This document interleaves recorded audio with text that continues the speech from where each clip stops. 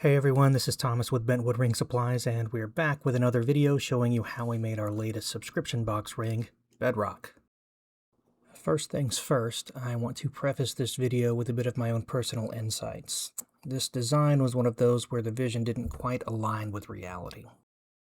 The contents of this build are primarily howlite and copper powder. My goal was to build a ring that appeared to have veins of copper running through a high contrast stone. In theory it works, but in practice not so much. So this video has turned into a tribute to those ideas that just haven't made it yet, and a lesson in taking on challenges that drive us to improve. So we're starting with our inlay, and at first it seems pretty innocent. I'm laying a fairly dense inlay of our crushed howlite into the channel, and I'm just barely applying as little CA glue as possible so that it holds everything in place but doesn't fill up the spaces that our copper will go.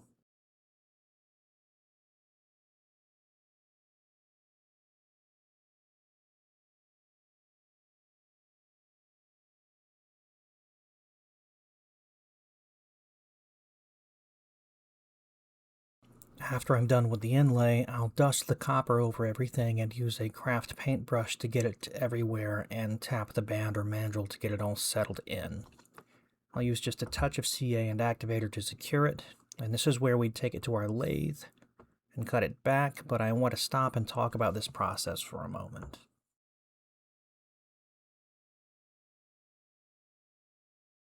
I have two schools of thought for this, and I made two different rings before I filmed this video. Number one, do what I just did and lay it all densely and let some of the copper penetrate the small gaps you've left behind. It works.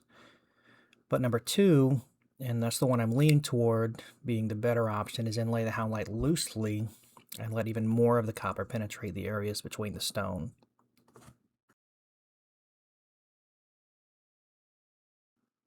This video is using the first option, but honestly I think the second option is just better, after having done them both. Here's why.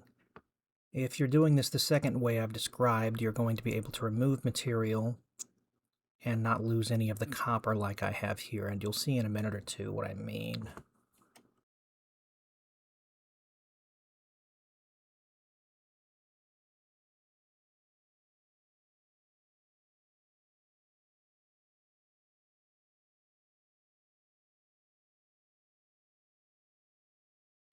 Okay, so now we've moved over to our lathe, and since this has kind of gone off the rails anyway, I've decided to try and use a diamond-coated jigsaw blade in the place of a diamond file for removing material, and honestly, it's incredibly effective. Trust that I'll probably be experimenting more with these types of things in an attempt to try and find ways to remove material without having to use carbide turning tools. I do still use my carbide tool to clean up the inside edges of our channel, though. Now, don't be surprised because we're kind of going off the beaten path again. Metal powders are way better if they're polished.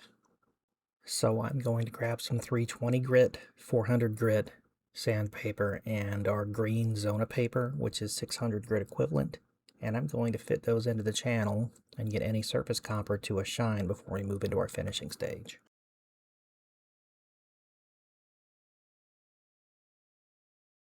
Trust me, it's worth it.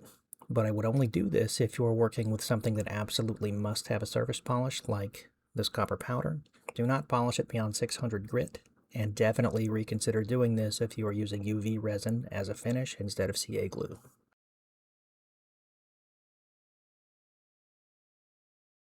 UV resin does tend to work better and adhere better when there's more mechanical adhesion, so maybe don't polish it up to 600 grit if you're using it, or, CA should adhere just fine.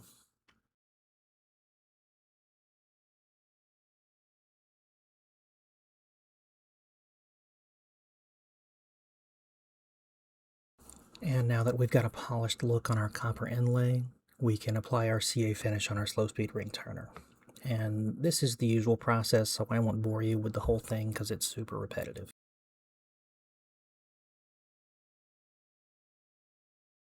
Apply a few drops of CA to the channel, remove any excess from the drop that forms at the bottom, apply a gentle spritz of activator, wait for it to cure, and repeat until it's domed.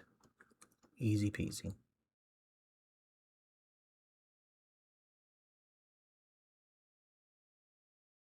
Once our finish is done, we can move to sanding and polishing, but I'm not going to bore you with any of that today because, as mentioned before, this went so off the rails that I recorded setting up the shot, pressed the button to record, and then promptly captured 0 of the actual process. Go me. That said, since we've gained so many new subscribers this past month, if you are in need of seeing some sanding and polishing, please reference any of our other videos, as I tend to explain that process in depth every time. Now, this ring is finally done, and regardless of whether it fought me the entire time, it still looks pretty darn good. I'm happy with it, and I've learned a few valuable lessons along the way that I will end up applying to future builds. This one challenged me, and I hope that you can use what I have shared with you here to improve on your own version. Lastly, thanks again for watching, and if you are interested in creating your own rings, please subscribe and come check us out at bentwoodringsupplies.com. I'll catch you in the next one.